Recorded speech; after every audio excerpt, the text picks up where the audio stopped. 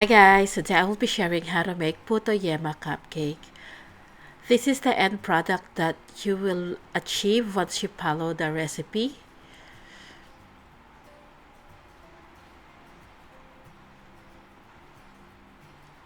So it's just a basic puto with Yema filling on top. So for the ingredients, we need 1.5 cups of cake flour, 1 teaspoon of baking powder, half a cup of sugar. Give it a quick mix. And then to this, we're going to add 10 tablespoons of water. So mix this thoroughly using a whisk.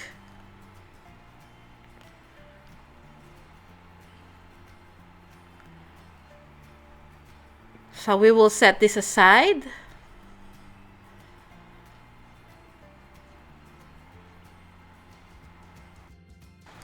This is 4 egg whites. To this, I'm going to add 1/4 teaspoon of cream of tartar and 1/4 cup of sugar. So add the cream of tartar. Then gradually add the sugar.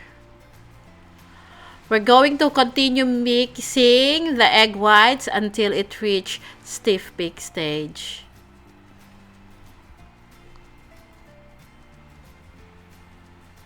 And we have now reached the stiff peak stage.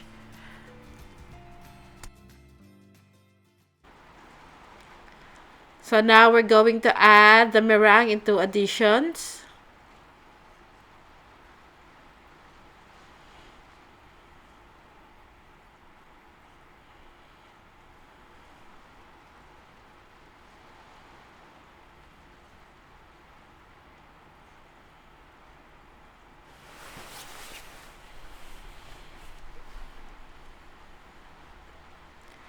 And this is now ready to be put into puto molds.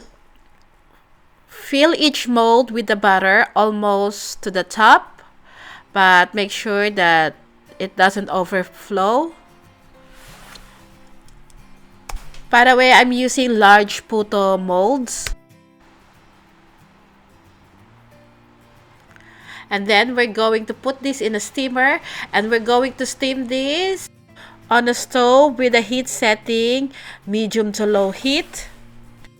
We're going to steam this for about 8 to 9 minutes or until when you insert the skewer in the middle of the puto and the skewer comes out clean.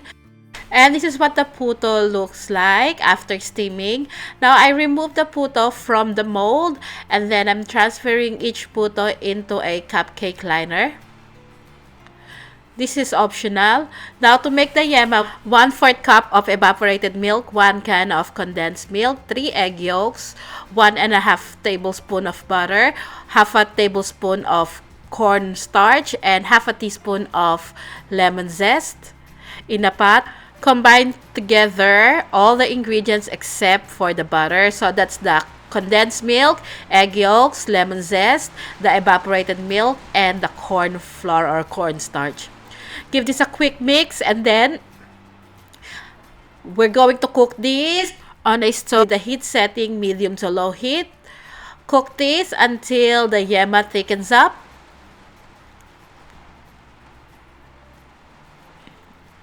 Just like this.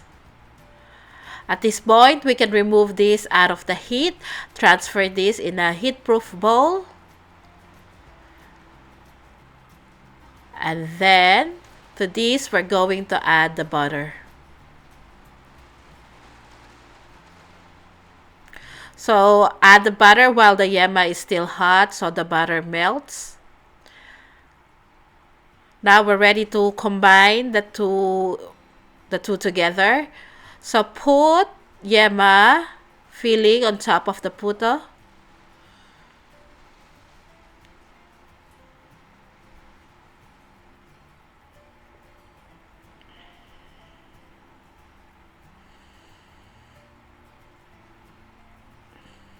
Just spread it evenly.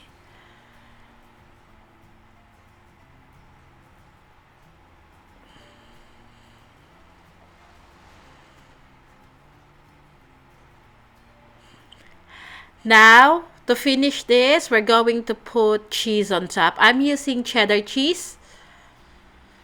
You can also use tasty cheese or Swiss cheese.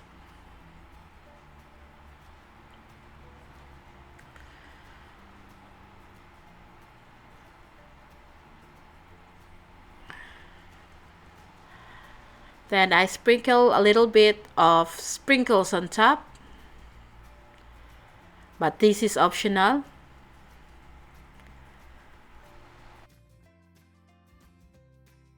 And this is the finished product.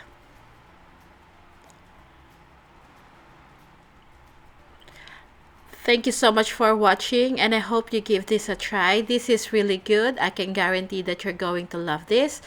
And then just to show you what it looks like inside when you give the puto a bite.